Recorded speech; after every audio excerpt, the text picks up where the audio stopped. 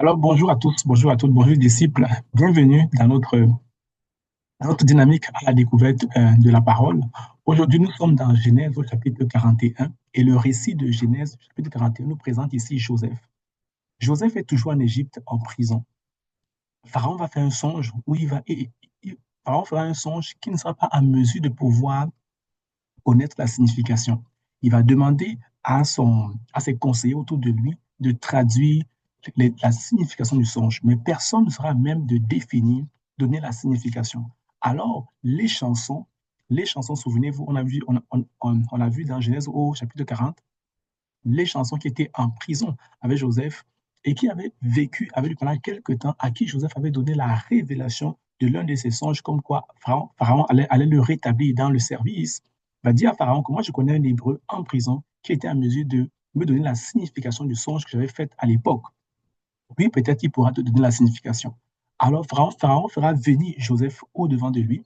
Joseph va écouter le songe et il va donner la signification du songe, à savoir qu'il y aura 7 années d'abondance et 7 années, euh, 7 années de disette.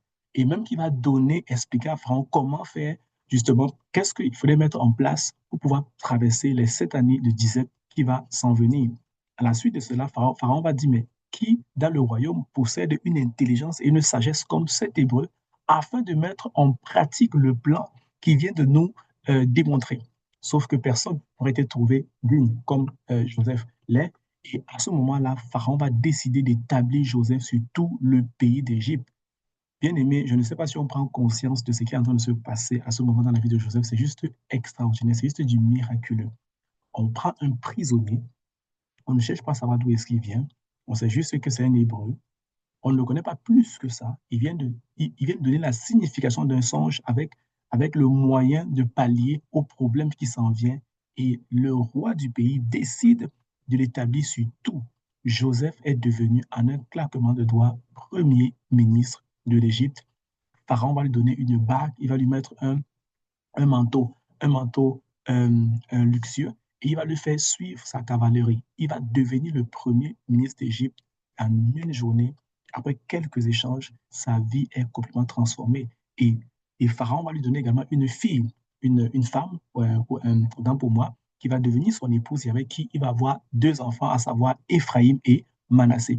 Par la suite, Joseph va traverser l'ensemble du pays d'Égypte pour aller constater les récoltes et pouvoir gérer les approvisionnements qui vont être mis en place, du moins pour pouvoir pallier au problème de famine qui va venir cette année plus tard.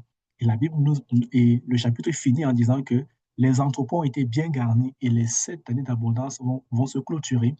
Par la suite, les 7 années de disette vont rentrer et le pays d'Égypte va être très bien positionné pour pouvoir répondre à la famine et même répondre également à la famine qui va toucher d'autres territoires aux alentours. Voilà un peu comment le récit se termine. Alors, quelles sont les leçons qu'on peut tirer de ce long chapitre de Genèse 41?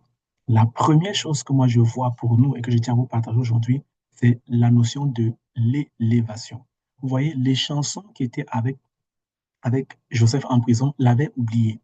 Mais quand Pharaon a eu le songe, il s'est souvenu de Joseph. Dans votre vie et dans ma vie, il y a des gens à qui nous faisons du bien et qui quelquefois peuvent nous oublier. Peut-être il y en a parmi vous qui ont pris dans leur maison les enfants de leurs amis ou encore un cousin, un membre de la famille à qui ils ont fait du bien. Ce dernier a vécu dans la maison, il est parti et peut-être il semble vous avoir oublié ou même il vous a oublié. Mais Dieu est le maître des temps et des circonstances. Il saura amener une circonstance qui va amener cette personne qui vous a oublié à se souvenir de vous. Si, évidemment, si votre salut ou encore la grâce que vous avez besoin de recevoir passe par les mains de cette personne-là. Même quand les gens semblent nous avoir oubliés, ne nous affolons pas. Le maître des temps et des circonstances pourra rappeler notre souvenir en mémoire à cette personne-là, si du moins elle est celle par qui Dieu veut nous bénir. L'autre chose que j'observe ici, c'est que vient, l'élévation vient de l'autre. Autrement dit, n'essayons pas de nous élever. Laissons que le Seigneur nous élève au travers des autres. Joseph aurait pu dire, c'est moi qui ai eu la révélation du songe et c'est moi qui sais qu'est-ce qu'il faut mettre en place afin de pouvoir sauver l'Égypte. Il n'a pas pensé comme ça. Il a donné la révélation que Dieu lui avait donnée il a donné la solution pour pouvoir épargner le pays. À ce moment précis, il aurait pu être renvoyé en prison où il allait continuer à aller passer ses jours.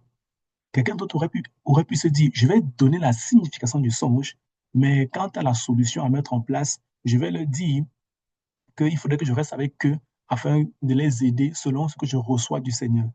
Dans notre humanité, quelqu'un aurait été porté à ne pas délivrer tout le message, mais au contraire à se laisser entretenir un peu afin de pouvoir afin de pouvoir avoir une certaine qualité de vie. Mais ce n'est pas ce que Joseph a fait. Il a tout dit.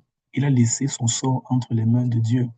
Et l'élévation est venue de Pharaon lui-même qui l'a établi. Dans votre vie, dans ma vie, faisons ce que nous avons à faire. Faisons notre part de responsabilité.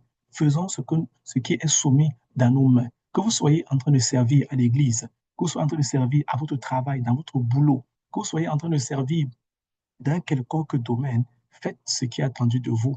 Laissez l'élévation venir à vous selon la volonté de Dieu. Ne la préméditez pas nécessairement ou encore n'essayez pas de vous auto-élever.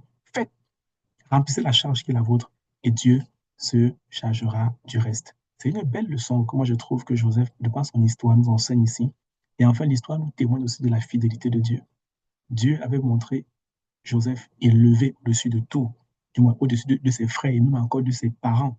Et on voit que la prophétie qu'il avait eue quand il était encore jeune est en train de se réaliser dans ce chapitre que nous lisons. Et vous aussi, dans votre vie, il y a des choses que Dieu vous a montrées, Dieu vous a révélées. Peut-être un jour, vous vous êtes vu devant une grande assemblée, en train de prêcher, en train de chanter, en train de conduire un grand groupe de louanges. Mais aujourd'hui, vous n'êtes même pas encore entré dans une petite chorale. Laissez-moi vous dire que vient ce jour-là, vous allez le devenir.